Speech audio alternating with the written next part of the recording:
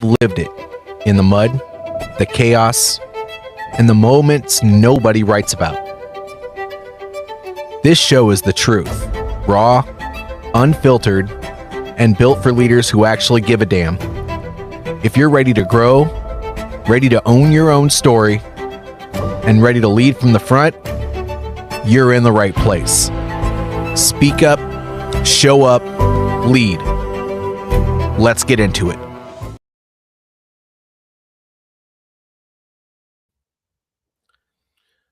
Okay, we are back for another episode of Speak Up, Show Up, Lead.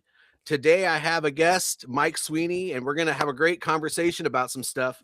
But first, as always, let me do a plug on my book, Speak Up, Show Up, Lead. This is what I named the podcast after. It's my story from childhood into joining the military and on to everything that I'm doing now. But it's actually the leadership lessons that I've learned.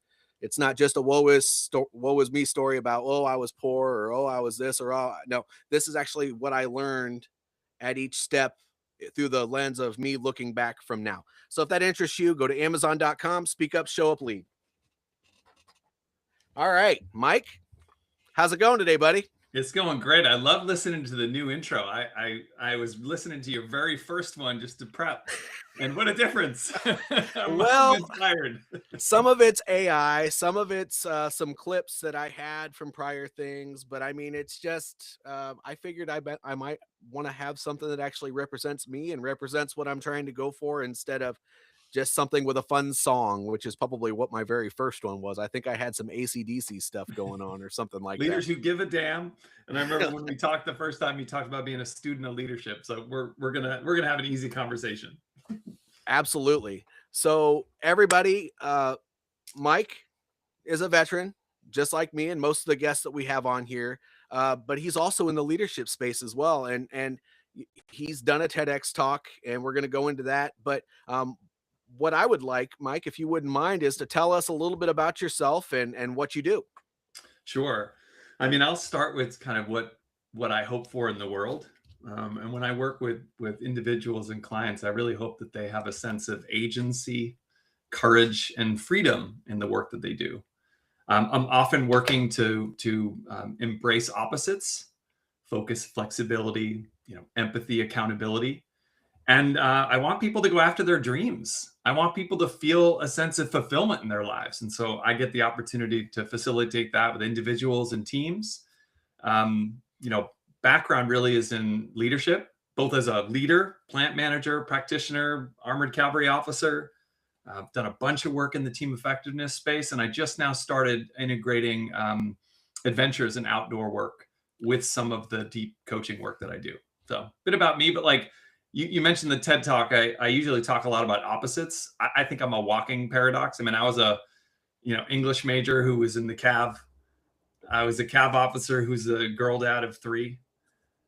East Coast guy, lived on the West Coast, so I kind of have that vibe. Big company, worked in a small company. So usually there's some opposites at play in anything that I'm talking about, because I think like all of us, we exist in many parts. Interesting. So let me reflect back on my service. I was in a couple infantry units, and though I know CAV isn't specific that way, but I will say that when you're in combat arms units, being an English major, I wonder how those conversations went. I mean, I didn't share it very often, but it wasn't long till I was called the professor. Oh, really? Oh, yeah. But like the thing that I remember is when I drove up to Fort Knox to do my officer basic, I had never seen a tank before in my life. And, I did ROTC. I experienced the full element of college. I wouldn't say I was the greatest ROTC soldier, but I drive up and I pulled off to the side of the road, and I looked at this vehicle and I'm like, oh man, there's only one reason for that vehicle. And that scared me, to be honest. So I'm sitting there in my, officer barracks or whatever it was the night before, and I'm like, I can't sleep. And I don't know whether I did my alarm wrong or something, but I was late to my first day in the Army. Yes, there you go. There's the face. And so the interesting part was I was a December grad, So I went in March where all the prior service guys were. So not only was I, not an engineer, not a West Point guy, not prior service, I was also like from a school people would say was frou-frou, English major, and I'm late. So I walk in, I ended up having a decent career. So like, don't get me wrong, but talk about a tough beginning. So imagine, if you will, a 250 person amphitheater with the lectern and the doors at the bottom. Mm-hmm. And I walk into that. Last guy in there. Everybody didn't even go to PT the first day. And the worst part was not only was I late, I was like still learning about where all the insignias went. And so I can feel the tension. I had a guy look at me and go, "How's it going, guy?" Because I didn't have the rank on. Oh. So I had to walk up in the midst of 250 prior service guys who were like, "That's the idiot." And I got smoked that whole day. Like, because everywhere I went, I was out of uniform and just got smoked and was kind of a pariah. And so the only thing I really was good at was studying. Mm-hmm. So I just read every manual and learned them. And so I just stayed to myself. By the time we got to the field, anytime something went wrong, I knew what it was. I was like, oh, we need to like shift to this format. Like, oh, the road wheel goes this way, not that way. And so I had a base of knowledge. The three guys did not want me on their tank. But by the time I got to the end, they were like, oh, like he has the superpower. He has the intelligence, so we'll accept him. Then I went to scout school, got to my unit, and things were great since then. But it was a very, very difficult beginning. And I didn't tell people for a long time that I was an English major. Okay. In fact, I hid it. And honestly, it's the same thing when I left the Army. Sometimes I hid that part. And is that going to work in corporate? And, it took a long time to really accept that all parts are okay. So let's unpack that. I know I was thinking we would talk about, the topic that you discussed in your TED talk, which is how to find common ground when there is none. Yeah. And I think what you just got done saying, it leads into that almost perfectly in that, when you are an English major going into the Army, you don't have common ground because they're a bunch of prior service people that are used to a certain culture, used to a certain, I'll just go ahead and say vernacular. And so you were in, you're a fish out of water for sure. And then when you transition, once again, that's actually it's a mistake and a blessing that you did that. Because I think when you leave the military, if you completely leave it behind and you kind of shed that off so that you can be successful in the civilian world, you're discarding your experience to a certain extent. But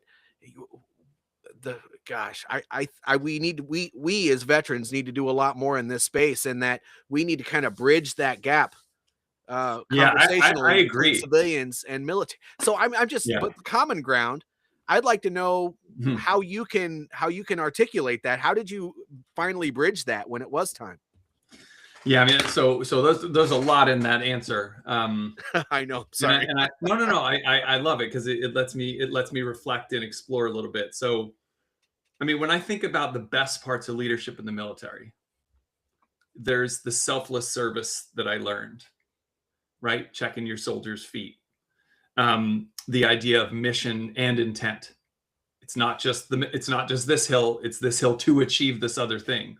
Nested goals, mission alignment, after action reviews, like the engine of growth and learning, and the power of a good duo, platoon leader, platoon sergeant. I learned so much, and even the LDR ship, the values-based leadership. However, in corporate, we are sometimes perceived as autocratic, dictatorial, hierarchical. And I think in some ways, maybe both things can be true. And that's one of the reasons I did that TEDx on how to find common ground is I don't see a lot of common ground in our country right now. And I think it's like outrage. One someone does something, the other side reacts, the side reacts. So I started thinking like, where is there situations where we might be able to find common ground? And I was in the middle of a battle with the CEO I was working with. And I talk about this a little bit in the TED Talk, but basically I thought he was a scatterbrain. And he thought I was like, must focus on only 3 things. And my point of view, I thought was right from my perspective. Mm-hmm. And I had this moment where we had this really big, like head-to-head confrontation. And I said some things that, I probably could have cleaned up a little bit. I could probably say it on here. But I think I laid into him pretty hard for being distracted and not focused. And I was the strategy officer at that time. And he was working on this thing. He was like tinkering on something. I was like, why are you wasting your time? And like 2 days later, I sold the thing he was tinkering to a client. And I was like, oh, and I kind of walked through with my tail between my legs. And I realized that when we are in situations where it's not a problem to solve, we have 2 things that both need to exist. There's another more artful way to approach it. So let's say it's focus and flexibility. Let's say it's breathing in and breathing out. For me as a runner, it's activity and rest. If we can, a lot of people talk about work and life, like finding that balance. The way most people do it is we approach it like wrecking ball operators. We do work, we do life. We do work, we do life. And I'm kind of, for those listening on audio, I'm like smashing from the left to the right. But if we take more of a tightrope walker approach to it, we can get some signals to keep things in balance. And, balance is a verb. And there's things that we have to do to correct. So I think like the stuff I tried to do, and I still try to do, is bring out the best of both. So in the military, I tried to bring out the best of my like passion and literary knowledge and ability to read. At the same time, a lot of the like practical knowledge that maybe my platoon sergeant had, the experience that he had. And if those 2, that's a good example of working in a duo. If you can bring out the best of both, great things are possible. And I think that the idea of having a both and approach, when you're dealing with a paradox where 2 things that are kind of in opposition versus a problem, it can be a powerful super skill that I think a lot of people miss by having like my way is the right way. Yeah, I agree. And to a certain extent, right, there is in the military a lot of that, my way is the right way. But I think for the most part, what the military taught me that I didn't get a lot of in the 2 corporations that I worked for, and even I worked at Lowe's at one point, which I was kind of on the ground, but still managing people. But when you're given a task to go out and plan when you're in the military, that plan is it. And, if you're always encouraged to use other people in the planning process. And I think that in the civilian world, if more of that was adopted and it was less about the person who was making the decision and more about the people that were going to be involved with it, I think there would be a big leadership culture shift where people might actually want to be there because it gives them ownership. Yeah, when I was listening to it, made me think about the intimacy and vulnerability of a really well-run sand table exercise. Oh my goodness. Right. Yes. And think about like rank going away. Let's walk through this plan. Oh, and if the commander says like, oh, hey, you didn't even talk about my group. We're going to be over here. Like, oh yeah. It's almost like the same thing with after action review. You kind of put your rank hat aside and there's a conversation about what went well, what didn't go so, what do you do differently next time? And I think that planning process, the orchestration as a group and having a dialogue doesn't exist in a lot of places in corporate. There are some. I mean, I've worked for a bunch of different companies, law firms, consulting companies, worked for a wine company for 10 years. So you can get the right culture.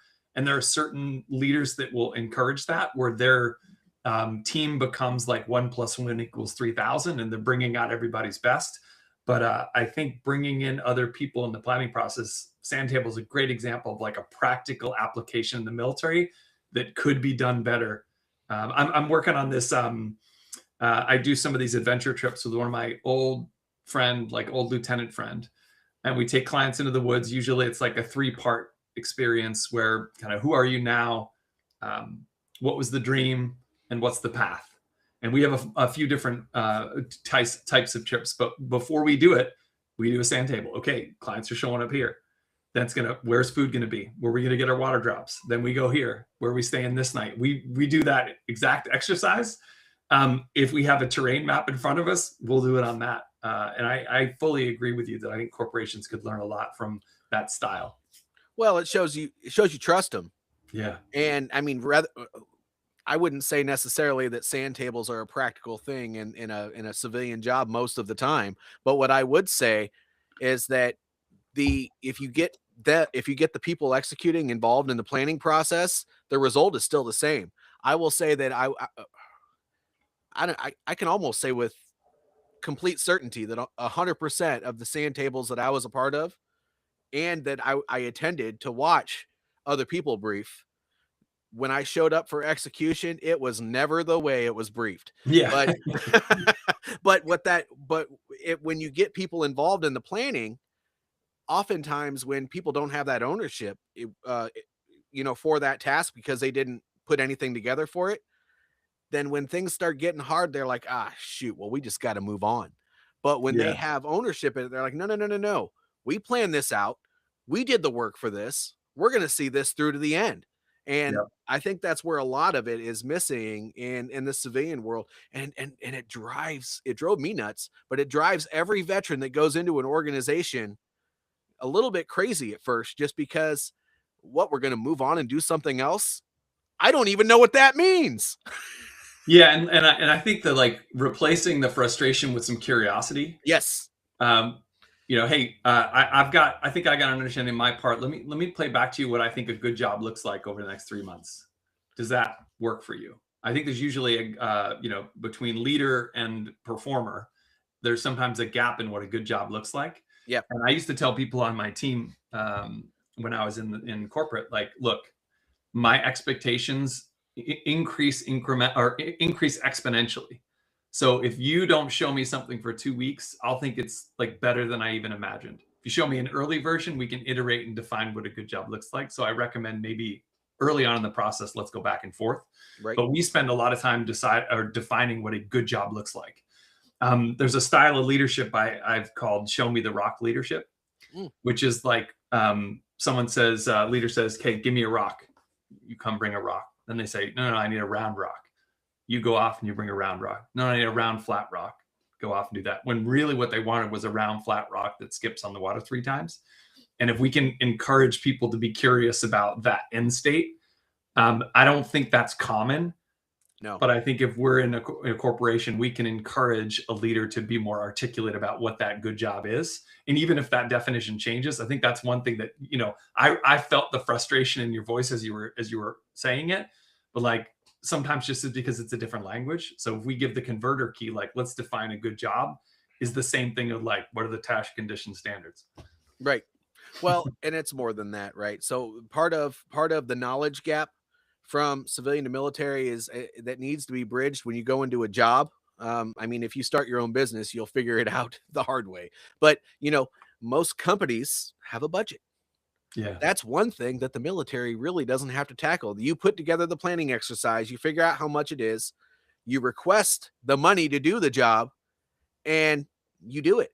And if you're given restraints, you plan that before you go out and execute. There is no such thing as not doing it. And I think that if a veteran took the time to understand these types of things before they go into a civilian organization, that there are just differences that don't apply to when you're in uniform.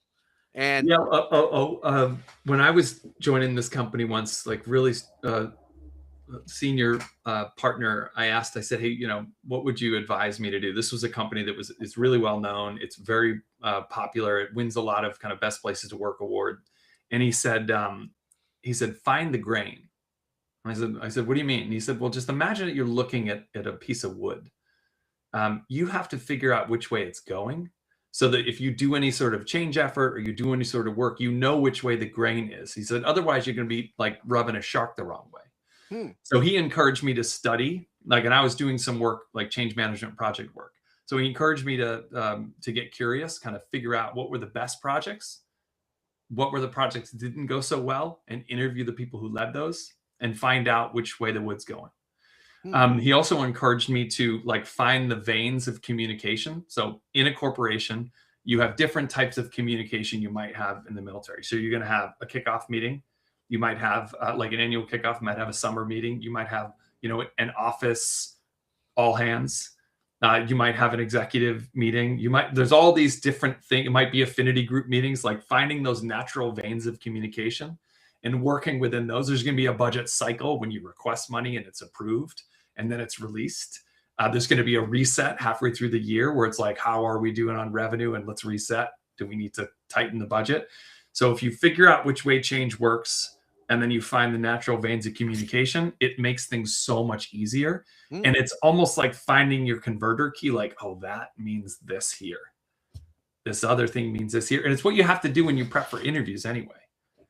And when you're leaving the military, if you start talking about task condition standards, or you start talking about vehicle load or 130 people or mortar size rounds, it's just going to be bouncing off.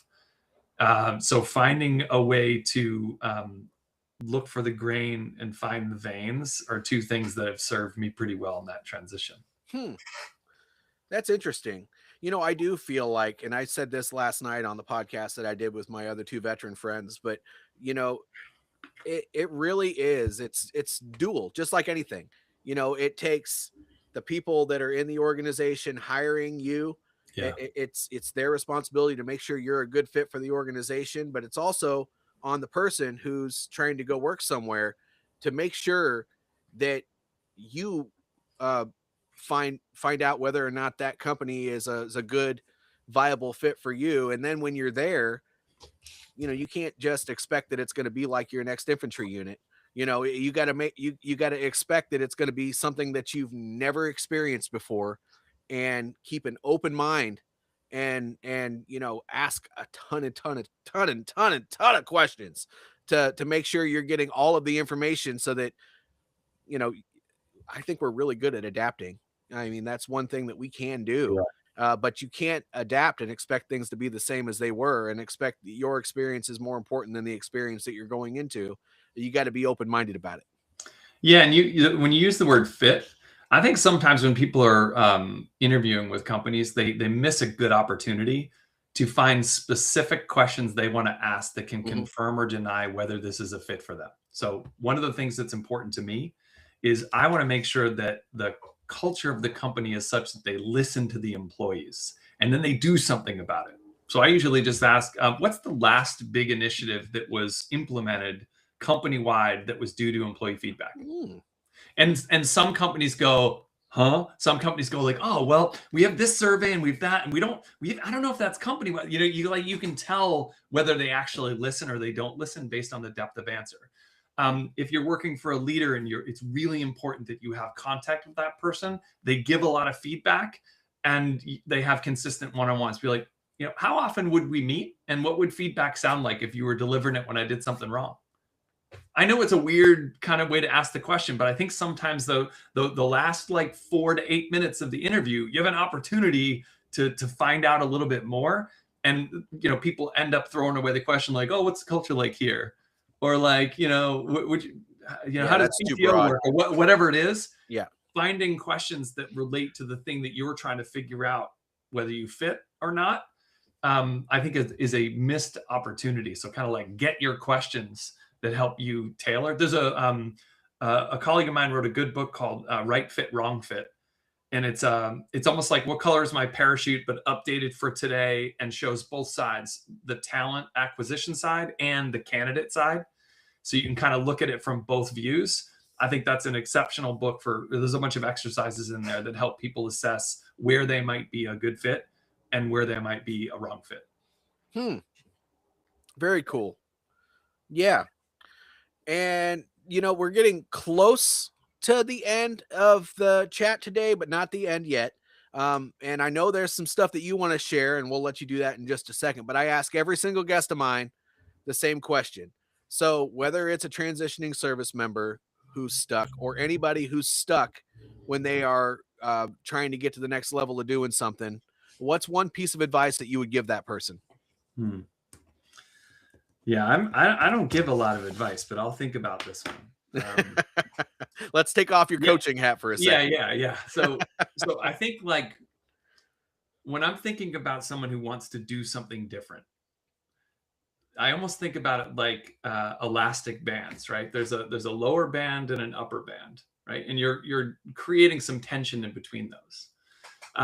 I would paint the picture as positive as you can about what you want for the future. A lot of people can communicate what they don't like about their current job. Like, I don't like this. I don't have the freedom to do this. I don't have the freedom to travel. There's not enough PTO, but like make it a move to instead of a move from. So if you don't like the way your leader gives feedback, then clearly articulate. I want a leader that gives feedback that's both positive and corrective and gives it frequently. Cool. Next thing, like, I don't make enough money. All right. Well, like, what is enough for you? And I think if we paint that picture, you can move to it.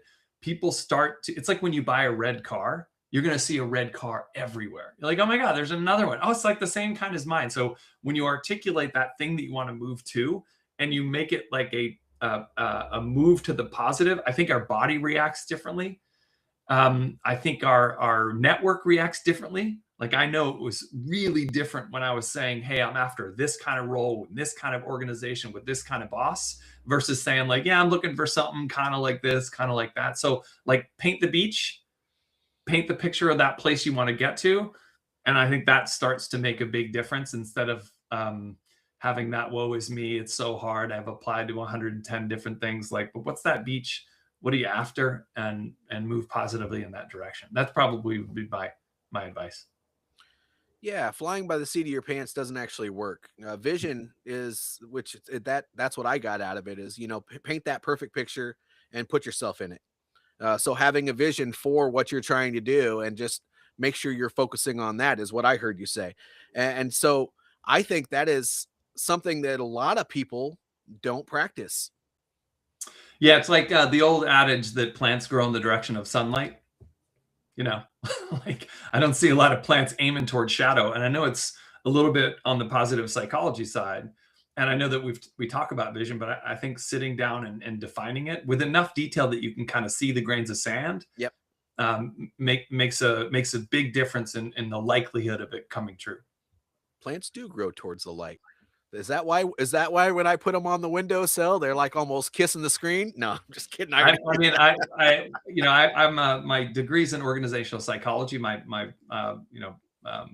master's degree. And I remember reading an article about this heliotropic principle of how individuals, plants, people all grow in the direction of that sunlight. And I think that sometimes it seems woo-woo or soft that like, oh, we're really going to be given positive feedback. I can like see people, rolling their eyes and wondering if the professor's showing up again. But practically, people do respond to a positive vision, a world that we can create, feedback that they're doing a good job. And I don't think we do enough of that. Yeah, I agree. Well said. And thank you for coming on here. And please tell us about the two upcoming events that you have and anything else about your business that you want to share with the audience. Sure. My business is Saber Coaching. Someone once told me that I should downplay my military background. So I said, well, F you, I'm going to name my company as an homage to it. Yes. Because I'm very proud of it. Yes. So I do some one-on-one coaching. I do a bunch of high-performing team effectiveness workshops.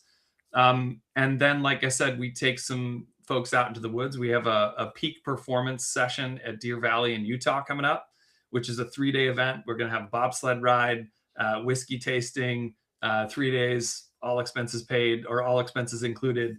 And then we have a 3-day hike in Maui, which will be another one of those themed about transition, kind of where are you? What's the dream? What's the path to get there? And the differentiator, I think it's not like a retreat. Like, we do coaching the entire time. It's an intimate group. We've got some stargazing, some time around the fire, and then I coach for 3 months after to make sure that those changes stick on the back end. And we're working on building an alumni community for events like this. So eventually, our alumni from our Bryce trip last year is going to be able to potentially come along with us at a discount to our Maui trip.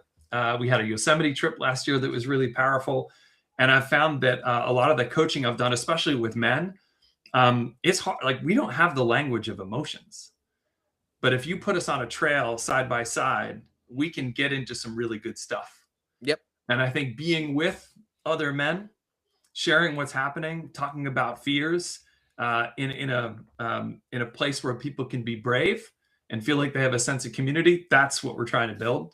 So Adventure Edge is our name. It's on sabercoaching.com. There's a couple next adventure trips. I can give you the links to that if you want. But yeah, we'd love to have some vets come on with us because it's a vet-owned business. My buddy and I who are doing it, we were lieutenants together, and vets are a good audience for this, just because they understand the camaraderie, and also they understand what type 2 fun feels like. Yes. So if you share those with me, I'll make sure I will put them on the podcast when it goes live by the end of tonight or tomorrow. And then I'll make sure I don't know if you saw the post on all the other places that I put it, but you can share it on there as well if you'd like. But thank you so much for being a guest today. You know, I'm never actually sure where the conversation is going to take us on these things. I just have so much doggone fun doing it. So thank you, Mike, for being a part of this.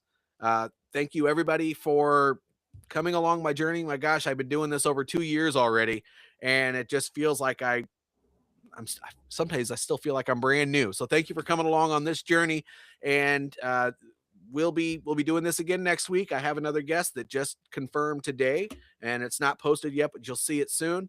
Make sure you like, subscribe, and comment on any place that you see this, especially if there's something specific that you want to talk about. Make sure you put that in the comments below, and don't forget to go check out my book on Amazon.com, Speak Up, Show Up, Lead. Thank you, everybody. And Mike, appreciate you, and I'll see everybody next time.